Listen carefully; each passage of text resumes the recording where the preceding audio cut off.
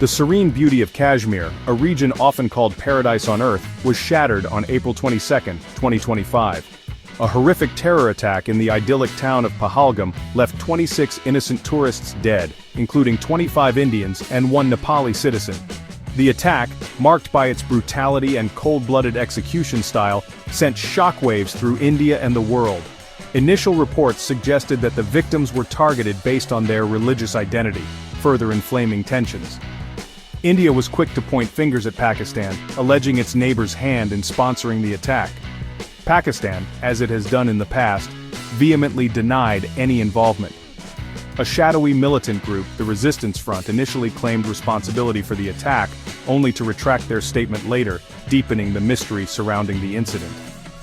The attack on Pahalgam, a popular tourist destination known for its picturesque landscapes, marked a significant escalation in the already volatile relationship between India and Pakistan. The attack in Pahalgam was not an isolated incident. It came against a backdrop of a long and bloody conflict between India and Pakistan over the disputed region of Kashmir. Since their independence from British rule in 1947, the two nuclear-armed neighbors have fought three major wars, two of them directly over Kashmir. The region, with its stunning beauty and strategic importance, has become a flashpoint for conflict, claiming countless lives and fostering an atmosphere of mistrust and hostility.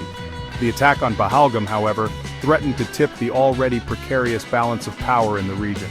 With emotions running high and public pressure mounting, India found itself at a crossroads, facing the daunting task of responding to the attack decisively while avoiding further escalation. The world watched with bated breath as the specter of another war between the two nuclear-armed nations loomed large. In the wake of the devastating attack, India sprang into action, determined to project an image of strength and resolve. Indian Defense Minister Rajnath Singh, in a fiery address to the nation, vowed a befitting reply to the perpetrators of the Pahalgam attack.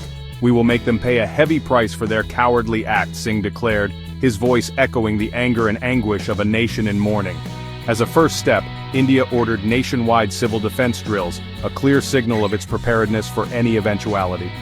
On May 7, 2025, sirens wailed across 244 districts, sending citizens scrambling for cover as part of mock air raid drills. Schools, government offices, and public spaces transformed into mock shelters as millions participated in the exercise, a stark reminder of the ever-present threat of conflict. While an anonymous Indian government source hinted at the possibility of swift military retaliation, no large-scale military action was immediately undertaken. The Indian government, however, granted its armed forces full freedom to respond to the terrorism, effectively giving them a free hand to choose the timing and nature of their response. The situation remained tense as India weighed its options, caught between the need to respond forcefully and the risk of further escalation. The world watched with apprehension as the two nuclear-armed nations stood on the brink, the fate of millions hanging in the balance. Across the border, Pakistan was not idle. In response to India's accusations and military posturing, Pakistan's military initiated its own set of military exercises, raising the stakes in the already volatile region. The Pakistani military conducted missile tests, showcasing its own arsenal and sending a clear message of its readiness to respond to any Indian aggression. Pakistani officials, in their public statements, struck a defiant tone, warning India against any misadventures. Adding fuel to the fire, Pakistani officials, in a move widely condemned by the international community, made veiled threats regarding their nuclear capabilities. The specter of nuclear war, a terrifying possibility that had haunted the region for decades, once again reared its ugly head. While Pakistan denied any involvement in the Pahalgam attack, it claimed to have received intelligence about an imminent Indian military strike. The Pakistani government claimed that India was planning a surgical strike on Pakistani soil, similar to the one carried out in 2016, in response to a terrorist attack on an Indian army base in Uri. Despite the heated rhetoric and military maneuvers, communication channels between the two countries remained open. Senior military officials from both sides were reported to have been in contact via a dedicated hotline, established to prevent misunderstandings and accidental escalation. However, the situation remained extremely volatile, with any misstep or miscalculation having the potential to spiral into a full-blown conflict. As tensions between India and Pakistan reached a fever pitch, the international community watched with growing concern.